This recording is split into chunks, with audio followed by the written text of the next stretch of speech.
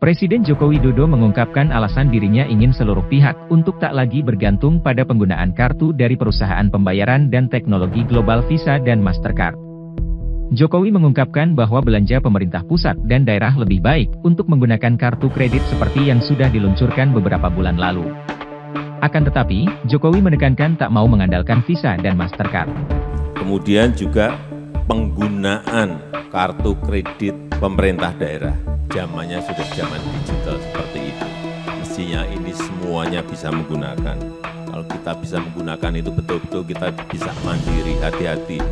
Bank Indonesia, BI, menjamin penerbitan kartu kredit domestik tidak akan membuat bisnis kartu kredit yang selama ini dijalankan prinsipal asing bakal mati, seperti yang selama ini dilakukan Visa dan Mastercard. Direktur Eksekutif Departemen Komunikasi BI Erwin Haryono berujar, ini karena penerbitan kartu kredit domestik tidak membuat BI mewajibkan seluruh kartu berlogo itu, sebagaimana saat diluncurkannya Gerbang Pembayaran Nasional, GPN. Permintaan Jokowi untuk menerbitkan kartu kredit domestik tersebut bukannya tanpa alasan. Kita ingat sanksi dari Amerika Serikat ke Rusia, Visa dan Mastercard menjadi masalah. Sehingga kalau kita bisa memakai platform kita sendiri, kita akan lebih tenang. Ia berkaca pada peran Visa dan Mastercard saat ikut terlibat memberikan sanksi terhadap Rusia ketika berkonflik dengan Ukraina.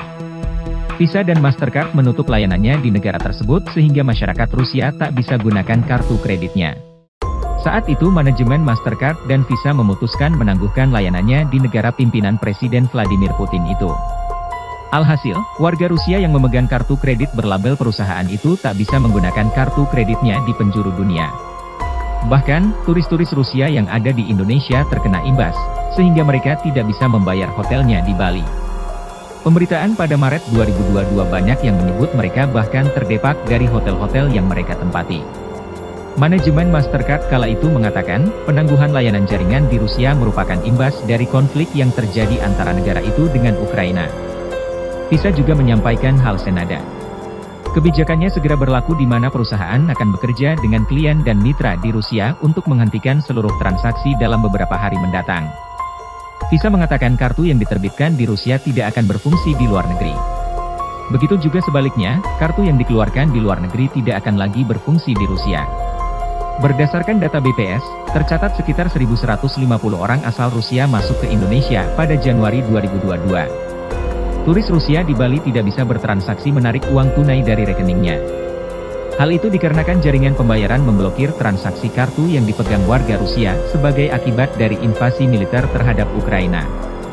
Konstantin Ivanov, warga Rusia yang sedang berpelesir di Bali, gagal saat mencoba menarik uang dari rekening bank. Ini akan jadi masalah besar bagi kami. Kami benar-benar kehilangan keuangan kami, sepertinya telah benar-benar dibekukan dan kami tidak dapat menggunakannya sama sekali di sini, imbuh Ivanov, dilansir Reuters, Kamis 10 Maret. Sementara itu, lebih dari 7.000 orang Rusia terdampar di Thailand karena pembatalan penerbangan, mata uang rubel jatuh bebas, dan masalah pembayaran.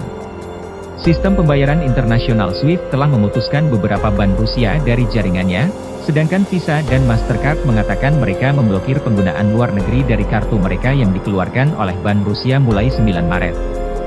Layanan kartu kredit yang masih memanfaatkan prinsipal asing ternyata tidak hanya berisiko digunakan sebagai alat tekan oleh negara lain, seperti yang disampaikan Presiden Jokowi.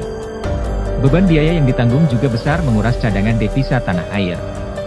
Tim riset CNBC Indonesia mencatat, setidaknya bank-bank menyediakan biaya sekitar 2 miliar US$ setiap tahunnya terhadap provider internasional seperti Visa dan Mastercard supaya layanan kartu kredit bisa dinikmati masyarakat Indonesia. Besaran biaya ini pun turut menjadi perhatian Bank Indonesia. Biaya-biaya itu harus disetor oleh perbankan domestik ke perusahaan penyedia jasa itu untuk mendapat layanan seperti verifikasi data, sistem keamanan, hingga sistem lainnya untuk penyelesaian transaksinya.